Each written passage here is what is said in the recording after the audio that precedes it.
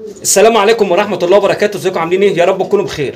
ورجعنا لكم بفيديو جديد من قناتكم قناة حمام الغية. معكم اخوكم فارس ابو سجدة. النهارده الفيديو بتاعنا النهارده هنتكلموا عن حاجة مهمة جدا. طبعا من بعد تجهيز الحمام لموسم الفرخ، الحاجة الأخيرة اللي لازم تعملها قبل ما تجوز الحمام، تمام؟ لازم تجهز العشة بتاعتك او الغية والمناير بتاعتك عشان حمامك ما يموتش في دخلة الشتاء طبعا او في الايام اللي احنا فيها ديت. لاني طبعا لما الايام اللي هي بتاعت الشتاء ديت احنا بنفرخ فيها كويس، ففي ناس ياما بتشتكي ان الحمام بيموت والحمام بياخد برد والحمام بيتعب. انا النهارده هقول لحضرتك الحمام هيتعب منك ليه، وزغاليب تموت منك ليه، وحصى يطلع بايظ منك ليه. الحاجه في ايدينا، الحل في ايدينا يا شباب، الحل حضراتكم في ايدينا. قبل ما هتجوز الحمام هتعمل حاجه بسيطه جدا جدا ومش هتكلفك كتير خالص، بس دي هتحافظ على حمامك، لان الوقايه خير من العلاج. قبل ما نبتدي حلقتنا عاوزين نصلي على النبي، ولو مش مشترك في القناه يشرفني اشتراكك، ولو عجبك الفيديو اكتب لي في الكومنت ان الفيديو عجبني واستفدت منه. النهارده عندنا مناير. طبعا انت عندك المناير في السلاكه، تمام؟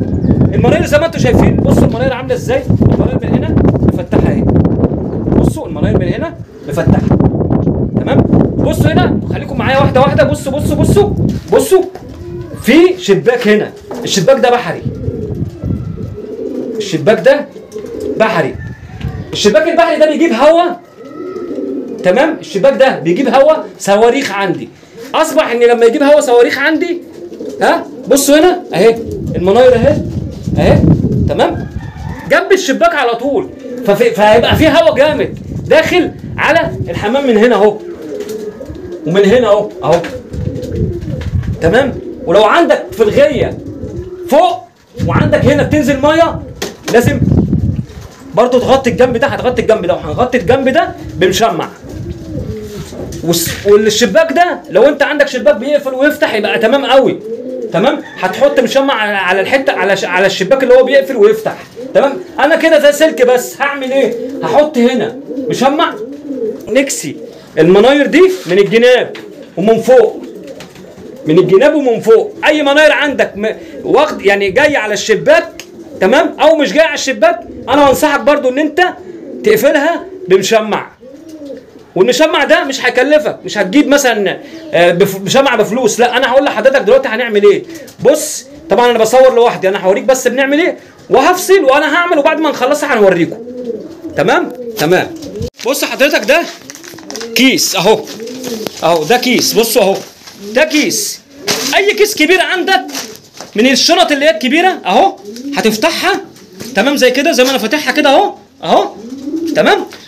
وهعملها على المناير كده. بص حضراتكم انا هعمل ايه اهو، بطني ده كده اهو،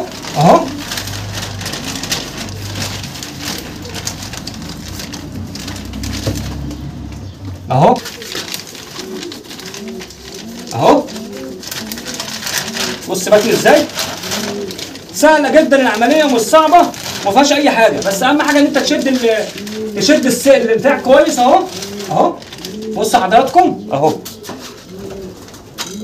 معلش التصوير مش قد كده، بس هعمل ايه، انا عاوز اصور عشان اوريكم على كل حاجه على الطبيعه اهو.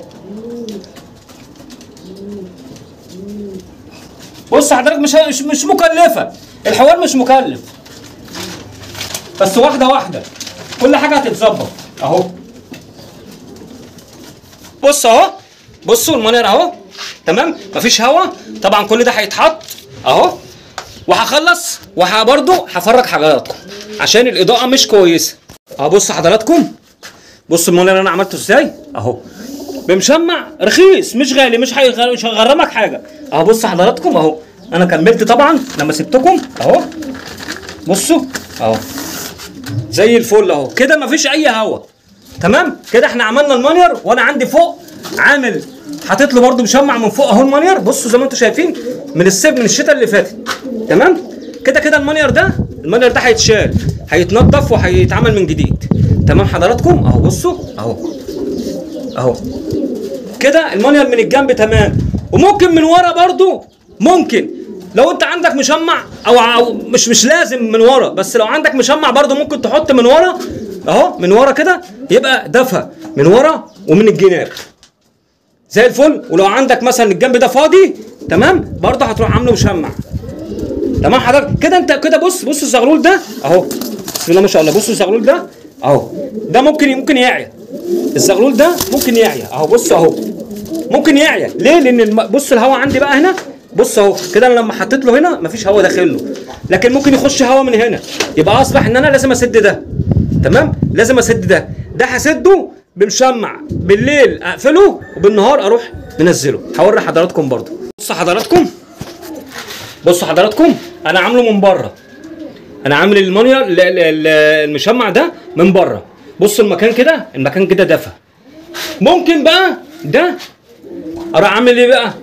اروح اعمل له برده نص مشمع من هنا، يبقى في طاقه واحده للنفس، بس مشمع يكون ابيض. ليه؟ عشان يدي الاضاءه من بره كمان. تمام. طبعا يا رجاله ده كان الفيديو بتاعنا، وحبينا ان احنا بس ننوه على حبايبنا واخواتنا ان لازم ان انت تعمل كده، لازم تقفل اي حته عندك هوا فيها عشان الحمام بيبرد والزغاليل لما بتطلع بتموت. فانت غني عن الكلام دوت، احسن الوقايه خير من العلاج. تحياتنا للجميع بره مصر وجوه مصر، والسلام عليكم ورحمه الله وبركاته.